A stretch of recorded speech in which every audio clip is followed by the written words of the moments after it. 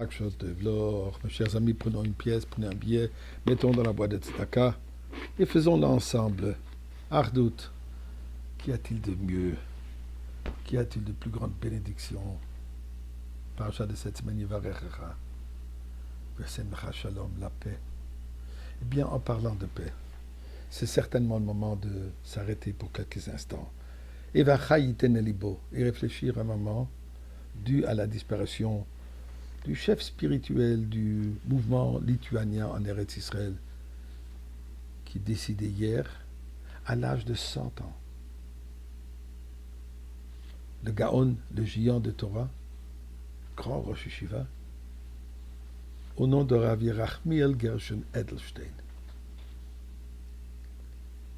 Eh bien, je n'ai pas eu l'occasion de le connaître personnellement, mais il y a des gens que tu ne dois pas connaître personnellement pour reconnaître leur grandeur. Ce qui m'a beaucoup marqué, en regardant les photos, nous voyons un visage sévère. Pourtant, un homme doux, un homme d'une douceur, d'une gentillesse, d'une bonté, d'une positivité, accueillant, humble. Il est devenu chef spirituel par défaut. C'est pas qu'il a recherché. Il est devenu parce qu'il était un homme intègre, un homme de paix, un homme de bonté. On attribue à lui presque une révolution dans la pédagogie, dans l'éducation. Pendant que certains de cette école voient plutôt une éducation sévère,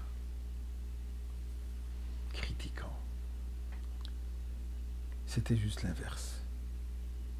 Son approche était de renforcer d'une manière positive un élève, encourageant. On raconte qu'un jour, un père qui est venu le demander conseil, malheureusement, il a un fils qui s'est révolté contre la religion. Est-ce que je le renvoie de la maison? Est-ce que je l'excommunie? Et Rav Gershon de lui dire, Chas v'shalom, c'est un enfant qui a besoin de ton amour absolu. Ne pas pousser, ne pas le forcer, avec gentillesse, avec bonté, en accueillant. Ouvre ton cœur. Son cœur va s'ouvrir. Les soldats non religieux, soldats israéliens non religieux, qui malheureusement ont perdu leur vie en bataille, il est considéré comme les Kedoshim. Malgré le fait, ce discord, cette tension en Eretz Israël, religieux ne va pas à l'armée, ce qui n'est pas vrai, il y a des milliers de religieux qui y vont. Mais il y a cette image. Pour lui, quelqu'un qui donne sa vie pour sauver une autre personne, pour sauver l'âme Israël, c'est un martyr, c'est une kedusha, c'est un niveau extraordinaire. C'est pas surprenant qu'à son enterrement hier, il y avait d'après certaines opinions de 250 à 500 000 juifs de toutes les communautés, bien sûr lituaniennes, chassidiques,